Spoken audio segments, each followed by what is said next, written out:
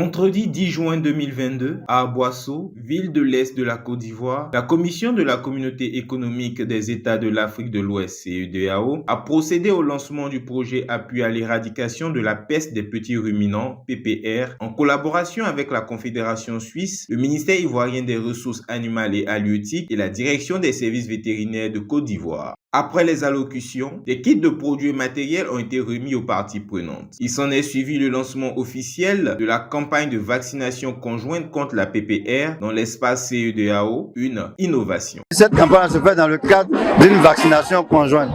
Auparavant, chaque pays faisait sa campagne alors que nous échangeons les animaux. Si vous vaccinez en février, que le Ghana n'a pas vacciné, vous allez recevoir des animaux non vaccinés du Ghana. Donc ça réduit la couverture vaccinale. Regardez le cas du Burkina, nous recevons 200 000 bêtes du Burkina chaque année. Mais malheureusement, on n'a pas le même programme de vaccination.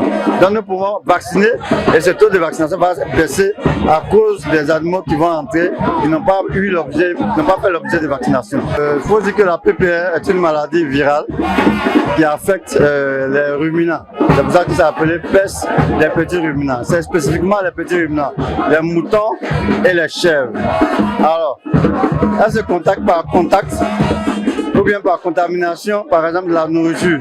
Quand un malade mange dans le même mangeoire que les autres, il peut la contaminer. Donc c'est un contact rapproché ou bien par le biais des liquides biologiques.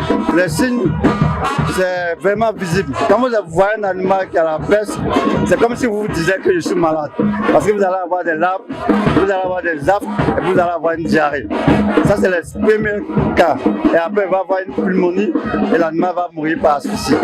Cette campagne vient à point nommé après la pandémie de la Covid-19 qui a bouleversé la filière élevage, comme l'a indiqué Anne Lugon-Moulin, ambassadrice de Suisse en Côte d'Ivoire. Moi, je crois que la Covid-19 a impacté tout le monde au plan économique. Il y avait moins d'argent pour nourrir le bétail, moins d'argent pour entretenir les animaux et la vie en général.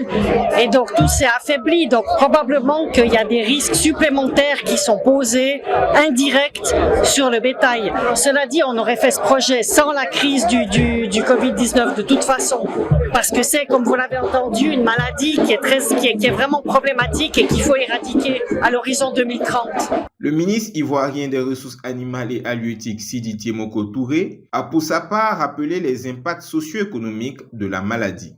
Honorables invités, cette maladie a un impact socio-économique considérable sur le secteur de l'élevage, en particulier dans les pays pauvres où elle est endémique, et impacte considérablement les moyens de subsistance des familles agricoles, sans oublier les populations rurales.